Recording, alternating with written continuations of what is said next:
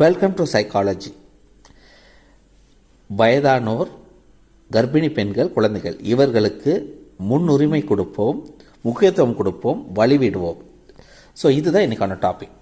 இப்போ பார்த்தீங்கன்னா இவங்க 3 பேரும் இந்த 3 கேட்டகரியில் வர்றவங்க, அதாவது வயசானவங்க, ப்ரெக்னென்ட் லேடிஸு, அப்புறம் குழந்தைங்க பார்த்திங்கன்னா அவர்கள் இன்னத்தோட ஹெல்ப் தேவைப்படுற மாதிரி இருக்குது வாழ்க்கையில்.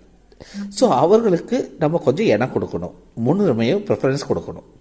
இப்போது பஸ்ஸில் போயிட்டுருக்கோம், இவங்க 3 பேர் பார்க்குறோம், நம்ம கொஞ்சம் தள்ளி உட்காந்து இடம் கொடுக்கலாம், இல்லை நம்மளே எழுந்து கூட இடம் கொடுக்கலாம், அது ரொம்ப சிறப்பானது.